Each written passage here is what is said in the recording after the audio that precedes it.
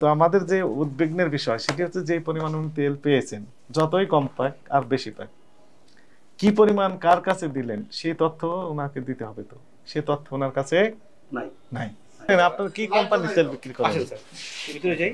আসেন। জি, আপনি ডিলার? না, উনি ডিলার না, উনি কর্মচারী। আচ্ছা, কি পরিমাণ তেল পেয়েছেন এই গত এক সপ্তাহ যাবত, একটু তথ্য দেন। সয়াবিন তেল কি পেয়েছেন সেটা দেখান।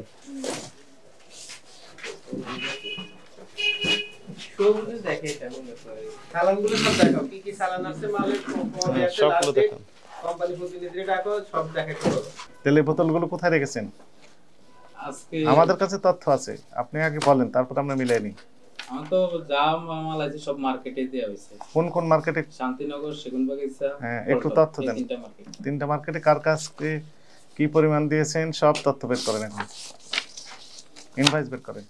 স্যার সাথে সালান যেগুলা ডেলিভারি দিছে দোকানে, হ্যাঁ, কার কাছে দিয়েছেন? এগুলার চালানগুলা কই? আরে বুঝো না, হাজী হাসানুল্লাহ 2 কার্টন দিছো, রূপচর সাহেব 3 কার্টন দিছো, চৌধুরীতে 1 কার্টন দিছো। এই স্যার এই মেমোগুলি চাইতেছে স্যারে। বলেন।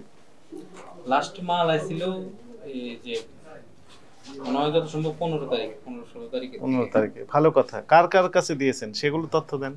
শান্তিনগর সব দোকানে। কোন দোকানে তেল নেই তো? কোন দোকানে তো তেল নেই। আপনি দিয়েছেন তার প্রমাণ আছে না? আমার যে বাজারে যে দোকানে যে মেমোগুলো ওইগুলো বলতেছেন স্যার। আপনি কিভাবে তেল সাপ্লাই দেন? মেমো কইরা। মেমো তো কোথায়? মেমোগুলো দেখান। আপনি যখন সাপ্লাই দিয়েছেন তখন কোনো ইনভয়েস দিয়েছেন তাদেরকে? দোকানদারকে মেমো মানে মেমো কইতাছে, ইনভয়েস মানে মেমো দিয়েছেন। আপনার কাছে কার্বন কপি আছে না? কই সেগুলো? তেল কোথায় রেখেছেন? তেল নাই তো। তেল তো গোডাউন, এটাই গোডাউন।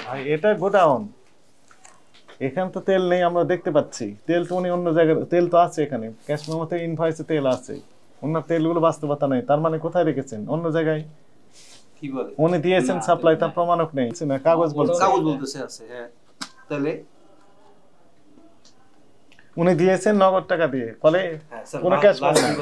উনি একবার বললেন কি যে নগদ বিক্রি করলে কোনো ইনভয়েস থাকে না, এই তো? সবগুলো নগদে বিক্রি করেছেন? আপনি কি সব নগদে বিক্রি করেছেন? স্যার যে মাল আইছে 50-60 কার্টন করে দিছে, তাও প্রত্যেক দোকানে 2 কার্টন করে নগদ টাকা বিক্রি করছে। তাতে করে কোনো কাগজপত্র নেই না। এই জায়গাটার নাম কি? ভাসানীগলি। এটা কিসের অফিস? আমরা আসছি ডিলার, ডিলারের অফিস এটা না? কাগজপত্র কোথায় থাকবে? বাসায় থাকবে না এই অফিসে থাকবে? উনি তো স্পষ্ট স্টেটমেন্ট দিলেন যে উনি কোনো এই ক্যাশ মেমো দেন না। কার কাছে কি পরিমাণ দিয়েছেন কোনো তথ্য নাই।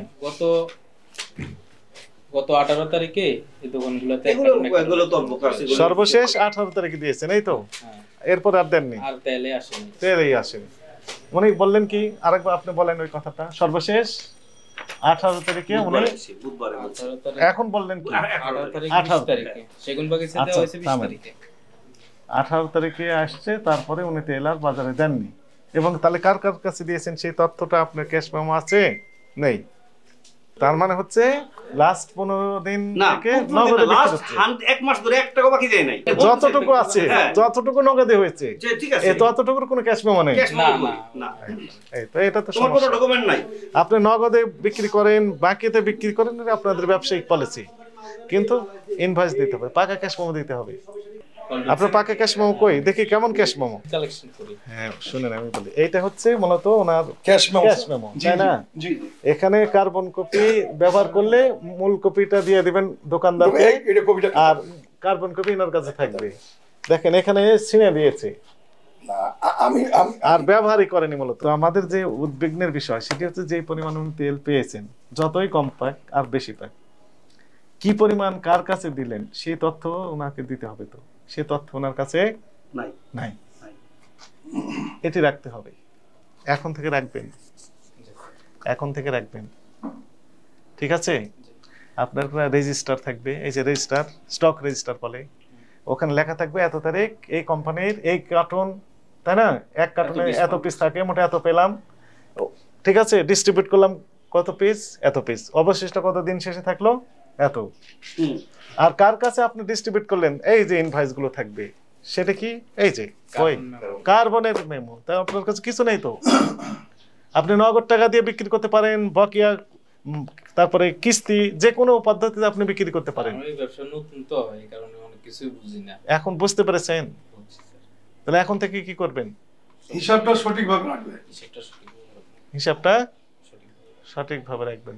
তাহলে এতদিন যে এই সঠিক করেননি, এটা ভুল হয়েছে কিনা? এটি ভুল হয়েছে। এটি আপনাদের ভাষায় ভুল, কিন্তু আইনের ভাষায় বলা হয় অপরাধ। কিন্তু তেল তো বাজারে নেই, এটা ফ্যাক্ট। উনি যদি দেখাতে পারতেন যে এই পরিমাণ পেয়েছি, আমার কাছে কিছু তথ্য আছে যে পরিমাণ পেয়েছেন, কিন্তু ডিস্ট্রিবিউশনে কোনো তথ্য নেই, এখানেই তো সমস্যা।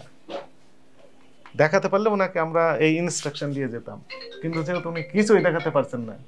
আজকে থেকে যে তেলগুলো আছে বা থাকবে, আসবে, সবগুলো কার কাছে কি পরিমাণ দিলেন পাকা ক্যাশ মেমো দিতে হবে, এবং স্টক রেজিস্টার মেনটেন করবেন, এবং ওই কোম্পানি থেকে যে ক্যাশ মেমো ইনভয়েসটা পেয়ে গেলেন সেটাও সংরক্ষণ করবেন। Message clear? আপনাকে এই যে অপরাধটি করেছেন, এই সতর্কতামূলকভাবে 20,000 টাকা জরিমানা আরোপ করা হলো।